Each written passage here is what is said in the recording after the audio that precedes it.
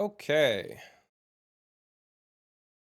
do a new video. I'm not exactly sure what I'm going to do with this, but I know that I want to make it a little bit more professional. I want to do some outpainting. I want to do a few edits. I might get rid of the tag around my neck, and mainly I want to fix the parallelism in the shot. So I'm going to start by trying out the perspective warp tool.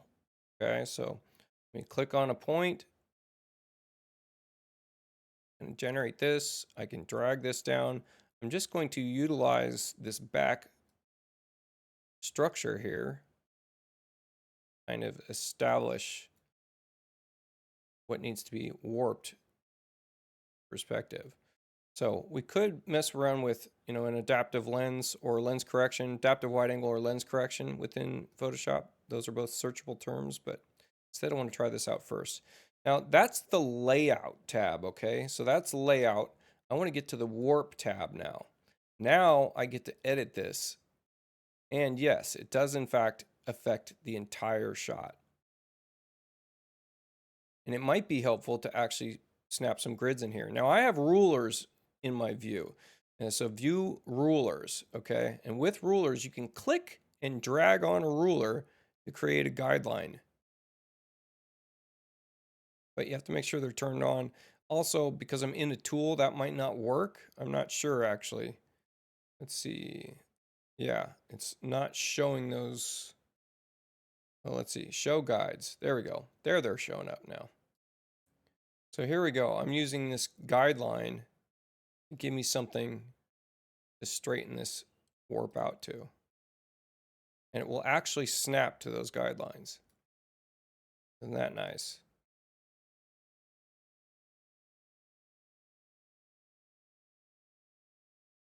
There we go. Now, so that fixed the background, and we noticed that the lower section is kind of screwed up, but I'm not sure if I'm going to care about that lower section or not. We can do a few things to fix that. Let me go ahead and hit that check mark.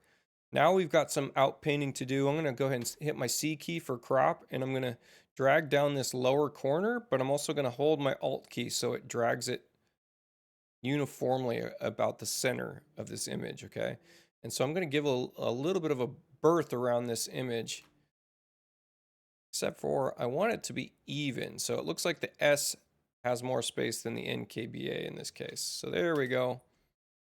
All right, so we're getting there.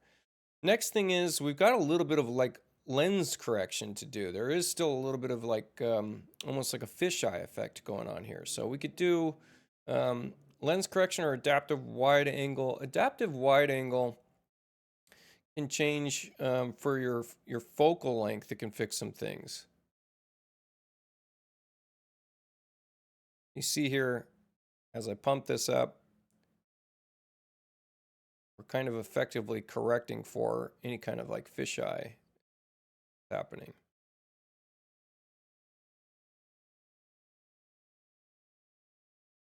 It's almost as if we're correcting for a particular lens. And then crop factor, we don't want to crop. I'm going to back that out. There we go. So we're correcting for a fisheye. That's looking a lot better. Press OK. And then the last thing I want to do here is get into filter lens correction. And I'm actually going to adjust in the custom tab up here, the vertical perspective.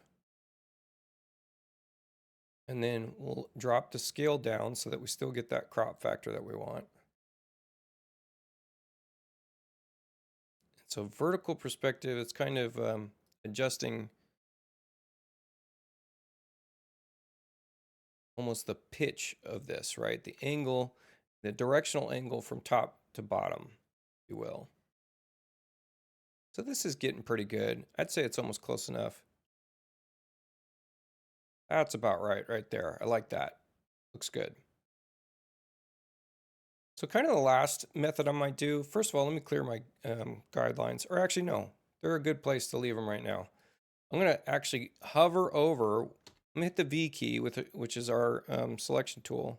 What do they actually call it? The move tool. And I'm going to hover over my guideline and drag it down. And I want to drag it down so that it's on the front face edge of this platform, okay? And then I'm going to leave that other guideline in place. I like where it's at. We can move this guideline over to the K. We're going to see that that K is, oof, man, it's quite a bit off actually. And we can move this one to the I. That's actually quite a bit off as well. So we might come in here and do another perspective warp. This is a little bit of a guess and check, right? So I'm going to take the corner of this I and the corner of this K because we know that those are supposed to be straight up and down.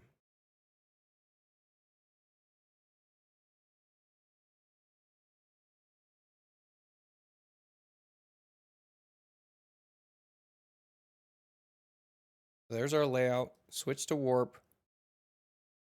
Now we can adjust this K, adjust the I. Yeah, pretty good. Okay. Next thing I want to do is I'm going to do I think we can do a stacked perspective warp. This is kind of a funny thing. Let me try this one more time. I'm going to go ahead and click in here. We'll snap to that I and K again. But I think the next thing is we'll do another one of these.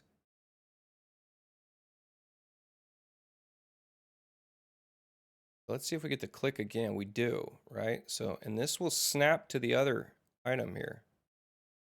So that automatically snapped. Note that.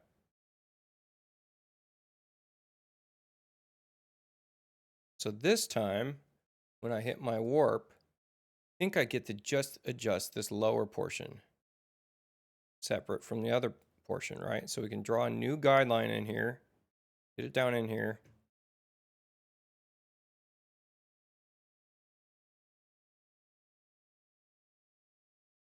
And look, the K-biz is staying true, and we just kind of fixed the platform, right? Let's switch to layout again. We'll draw one more. I want to fix another part of this platform.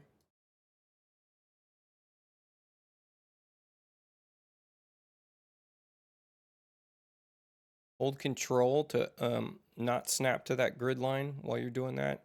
Let's click that warp again. We're going to have to fix this one more time. There we go.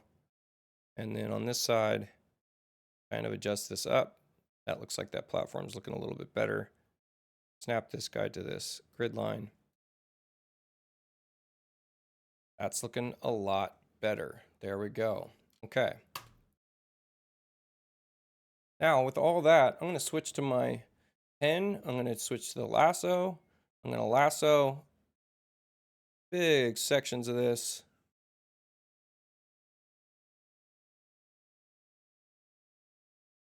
And making sure to leave some of the pixels that I don't want to fill intact. Okay. And then I'm going to invert this selection. Control I. Oops, excuse me, Control Shift I. Inverts the selection. Now we can do a generative fill and let's see what it ends up doing. So this I would essentially call outpainting.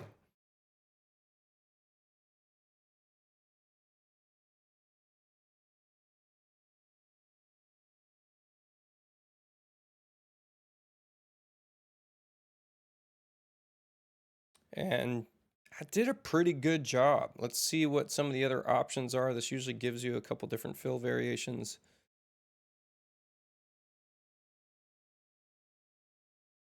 I like that one a lot better on the left-hand side. I like this one better on the right-hand side. Let's see the lower section. I like the first one on the lower section. So check this out. We can actually Control J, and watch what happens. We're going to do 1, 2, and 3. We're setting different options on each layer, okay? And then I want to get in here and I can paint those options out. Now this particular one, I think I liked the left-hand side, was it? Although the one below it's much better. So I don't even like this option. This option, I liked left-hand side. I liked right-hand side. No. Yes, I liked right-hand side. I did not like the lower portion. So let's leave this on, switch to our brush tool, and now we can get into the mask of this particular one. Let's make sure our opacity, I hit the 0 key to set opacity to 100%. And then I might have to hit X to switch foreground background colors. And now I'm masking out that lower section of this particular fill. All right, so that's looking pretty good. Let's turn this off again and see if there was anything else I wanted to grab from that other generative fill. No, I like it. So now with this in place, I like to keep things organized by kind of grouping them and stuff. So I might just stamp this down, something like that. Maybe group these, and then you can merge that group, right? So then it becomes kind of a dumb layer. Might want to come in here and just drop this mask in. We can hold our control and do that, and then delete this top layer. So there we go. This is looking a lot better. Now let me get into just this area here. Let's go ahead and use our lasso tool. We know what we want to get rid of. We're going to get rid of this name tag thing. Wish I didn't have that in there.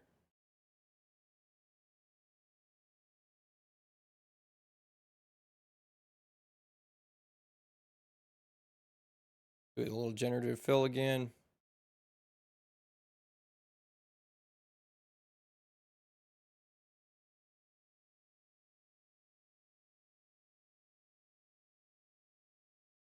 That looks fantastic. Why not? Right? Pretty good. Last thing I want to do is I kind of want to come up to the top layer, Control Alt Shift E. That's going to make a clone stamp of the entire image. This is kind of a destructive workflow, if you will. Everything you do from this point is only going to show down to this top layer, right? So something to keep in mind there. And then I think I want to just take this straight into a camera raw filter. Now, maybe I care about the bubbling in the KBIS, and that's actually in the structure of the KBIS. Maybe I want to fix that just to make it a cleaner image for marketing media and stuff like that. Might also want to come in here with like a stamp tool, and we can pick up the front edge here as a stamp tool and take this front edge over and just keep it kind of in line, if you will. That kind of straightens out that lower section. So I don't know, maybe that's interesting, maybe it's not. Right? You can take a stamp, we can feather this way down, kind of, oops. Kind of fix that little transition right there. There we go, something like that. It looks a little bit muddy down there anyways. And from here, let's do our Control Shift A. Let's get into our camera raw filters. Let's see if some of this, I like to kind of browse through the filters first, just to see what we've got going on here. So a couple of notables. Now keep in mind, in my Photoshop, I've turned off some of the sections that I don't like and almost never use. That's something to keep in mind. I like to see futuristic just to see if anything that is super bold that comes out of futuristic might be interesting as like an individual edit. Cinematic, same kind of thing. Cinematic does some really bold and exaggerated effects. So I like to see what those effects might be and then mimic them in a manual edit mode if I want to. Cinematic 1 and Cinematic 2.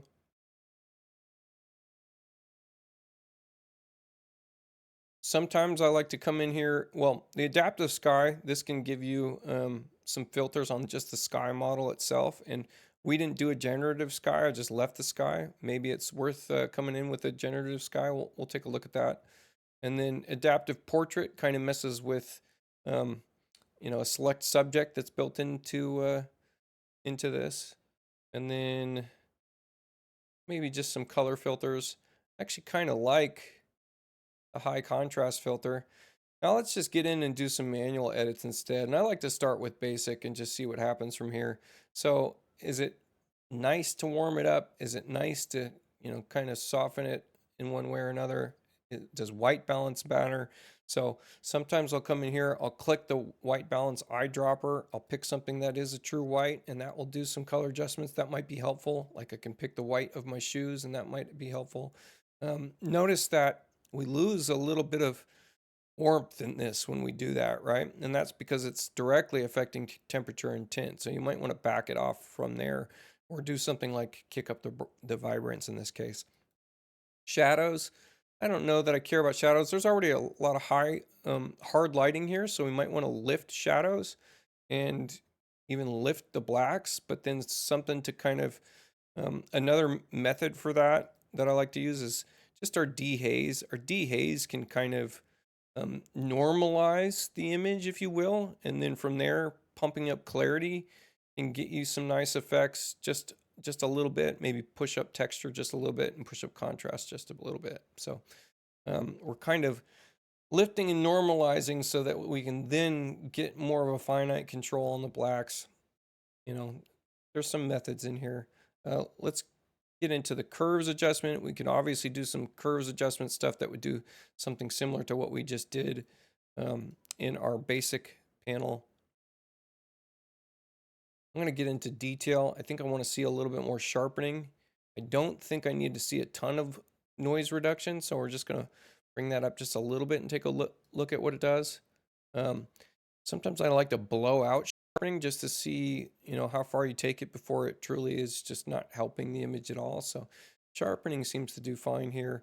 And then our color mixer, it might be that we want to kind of increase the saturation. I might want to take some of the really strong blues out of that sky. So could come in with luminance or any number of things here and use the targeting tool here and target this purple, kind of adjust that.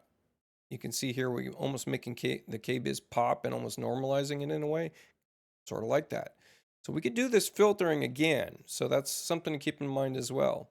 Let's see what happens when we kind of kick down the blues or bring up the blues. Kind of like bringing up the blues again, we're getting more of a normal looking texture. We're not getting such a hard point light over here, which is just a condition of the environment, right? And then I might come in here again and do a secondary filter to kind of fix some things up. Color grading. Is it interesting to put any colors in the highlights? That's always a good question. I'll kind of take this and roll it around and see where I might like something like this. And then I'll take that slider down and just make some micro adjustments. It gives me a little bit of a tan, but it does some things that are undesirable to the rest of the shot. So you could do this with a mask. You could also kind of change, what levels this is affecting, right? So if we bring this up into the upper levels, now we're kind of, we're targeting a little bit on my face, a little bit better now. In the shadows, oftentimes I like to bring some blue into the shadows. Let's see what it looks like when we bring different colors in. Yeah, just a little bit of blue or a little bit of green in the shadows can do some stuff here. And we might, bring this down into the deeper shadows. There we go. We're getting some pop out of the KBiz sign. We're also getting a generally like a green overcast now. So might be able to fight that with the tint, bringing that tint back up. But otherwise, may just be that I need to get back into color grading and mess around with blending.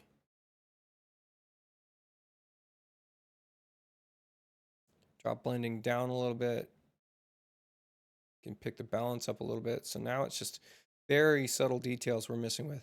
And then something I might mess around with is getting back into optics and adding some vignetting. Is it nice to have a white vignette around this or a dark vignette around this?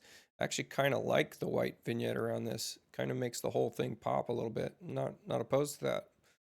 And then in the geometry section here, again, we have another opportunity to kind of fix that vertical.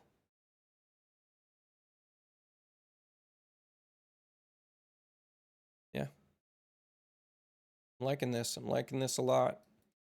And then it might be that I want to come in here and add some generative like bokeh effects. Okay, so we'll get into filters, into neural filters.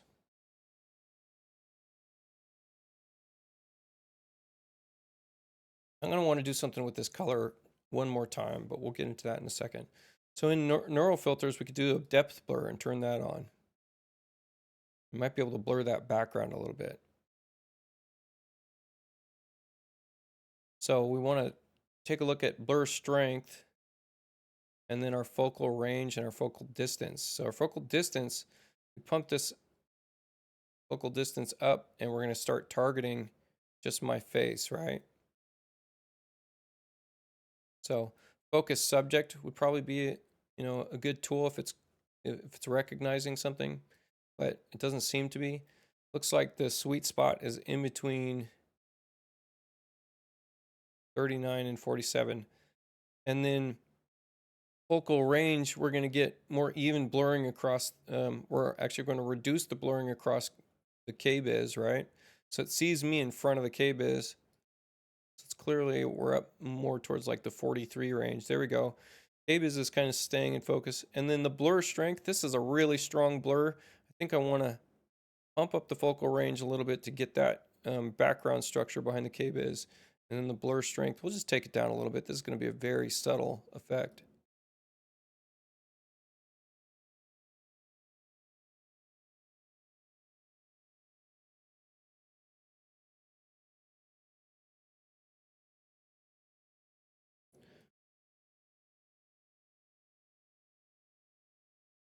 See what happens when we add in a haze. Don't particularly like that. So there you go. I think I like this. And now let's just do one more camera raw filter, and I want to see what I can get from a new camera raw filter.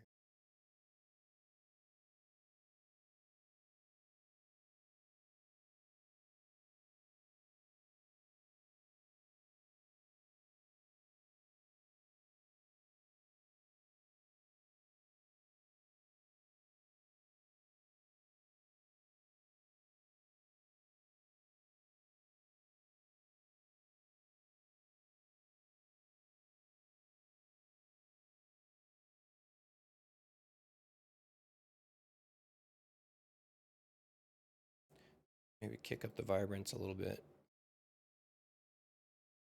A little bit of saturation. Makes that K-biz pop a little. Yeah. And maybe the last touch to this is, let's just see what it looks like with when we do an edit and then sky replacement. Anything interesting in a sky replacement here?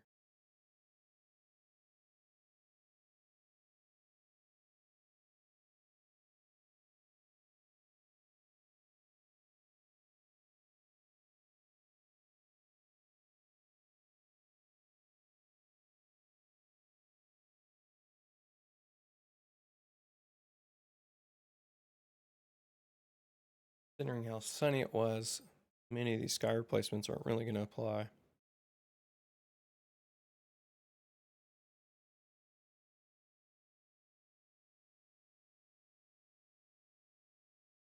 Yeah, I think I would ditch this.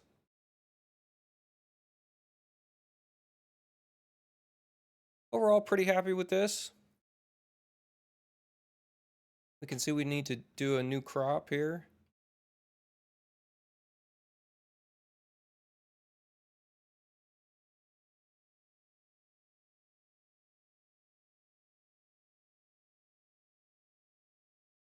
And then the last thing is maybe when we want to do a particular ratio crop. So let's just try a 16:9. I'm just typing in 16:9 here. And there we go.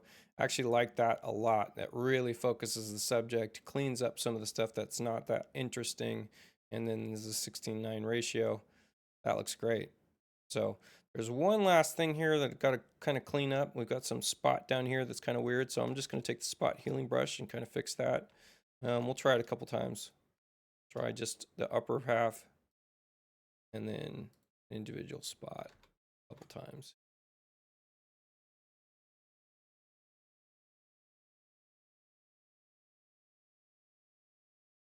And maybe we'll just take our stamp here, S key, pick up this nice sharp edge from here.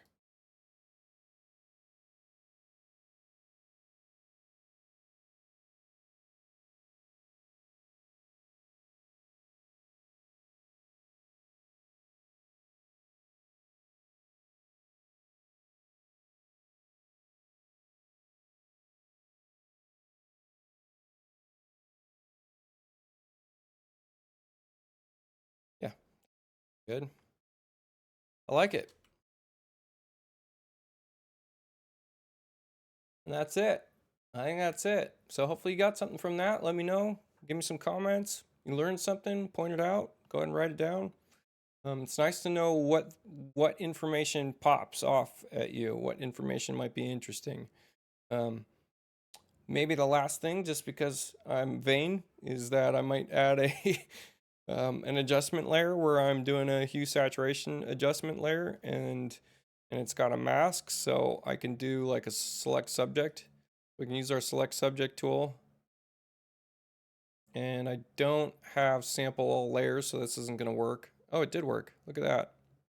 So there we go. So now I'm going to actually delete this layer mask, and then we'll add a mask with the select subject, and it will have already cut me out. Okay. So now I can adjust my hue and saturation. All right. So I'm just affecting me. Keep in mind, if you click on colorize, you can color the whole body of this, but I think there we go. Kind of just tweak it a little bit. Give me a little bit of color. Might be nice. Yeah. Perfect. And there's it. Enjoy.